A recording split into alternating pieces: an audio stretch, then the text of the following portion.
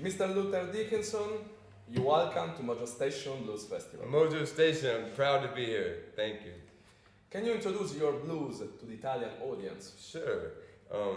My name's Luther. I grew up in the Memphis, Tennessee area. My parents were from Memphis. My father was a musician in Memphis in the 50s and the 60s and 70s. But we grew up in Mississippi, down south of Memphis. And so we had the best of both worlds. We had all the Memphis history, blues, rock, soul, gospel. But then also, growing up in Mississippi, you know, all of a sudden in the 90s, like 94, 93, 94, it's like boom, there's R.L. Burnside and Junior Kimbrough and Otha Turner, Jesse May Hemphill. And so for me as a young kid, I always knew I wanted to play guitar, always. But in the 90s, when I discovered the blues alive and well in Mississippi, in my home, in my backyard, it just changed my life. I couldn't believe it.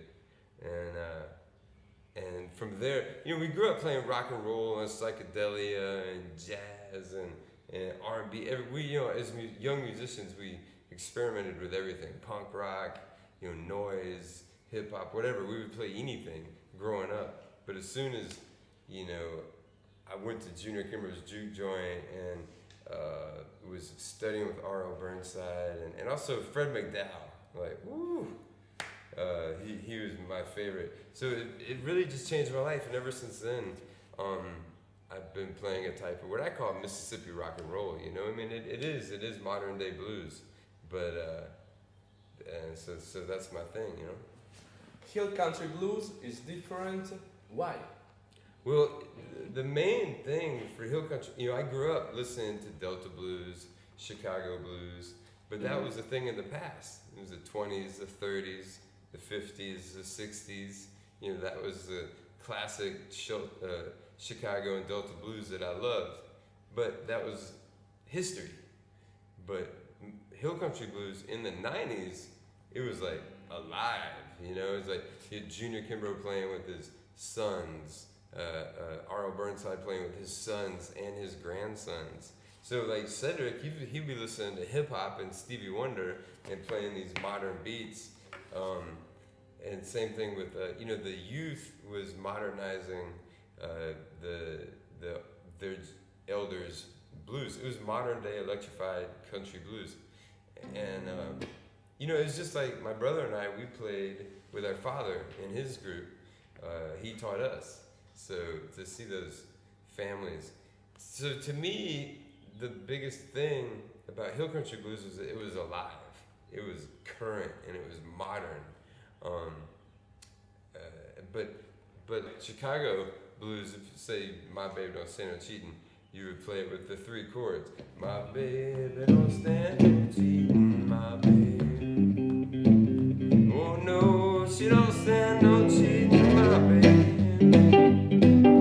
My baby don't stand no cheating, don't stand under that midnight creeping, my baby. Sweet little thing, my baby. But like Othar Turner and Fred McDowell and even Junior Kimbrough in his way, they would take that one song and just have the one chord. They'd take all the harmonies out of it and just drone on that one chord. So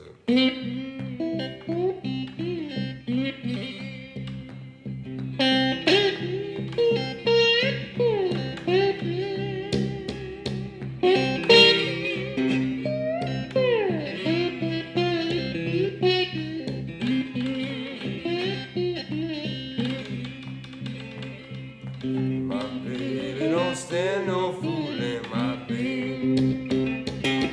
Oh no, she don't stand no fooling, my baby. Oh no, she don't stand no fooling. She gets hot and ain't no cooling, my baby. Sweet little thing, my baby. Sounds so good, man. I want to.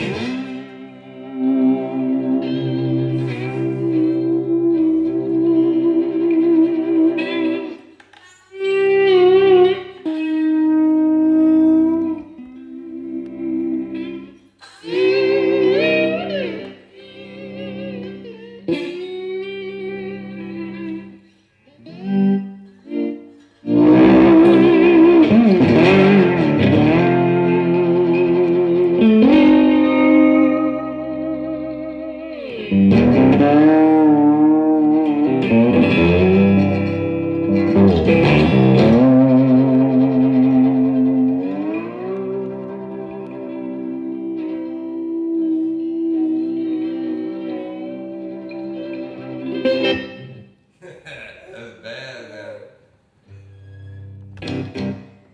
That's so bad. Well, the 2 last questions. Yeah. You have a lot of projects, North Mississippi All Stars, Duo, some Memphis Sing Band, a lot of things with different guitar players around the states, Jim Dickinson legacy. Tell me something about. I just love collaborating. I think music is, you know, it's like food, and the more spices and the more cooks you put together, the more healthy, you know, your appetite is, your diet. That for me, that's what it's like. It's like an appetite. I just love hustling and creating. That's what I like, is like creating the ideas. Like, oh wow, it's like if I got Valerie June and Amy LaVere together, that would be so great. And oh, there's Sade. Let's do a record with these beautiful ladies, you know, or like Jimbo and Alvin. Man, they really got to get together. You know, let's make a record with Jimbo and Alvin. Or now, you know, I just can't help it. I love to create and work with other people. And I think it's healthy for the music. And it's really, I learned it from my dad, you know. Our father, Jim, was a great piano player and guitar player and songwriter, but he was a great record producer and a creator. And, you know, I just feel that it's an extension of carrying on our relationship.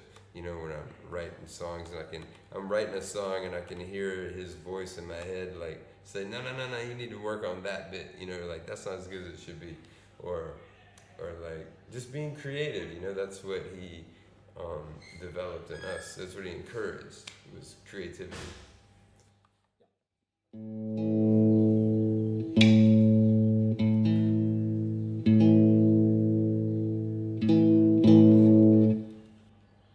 I love got my Mojo working amplifiers. Been having such a blast. I can't wait to fire them up tonight. I think I gotta take this one home. Anyway, let's do a little Mississippi Diddley Bow.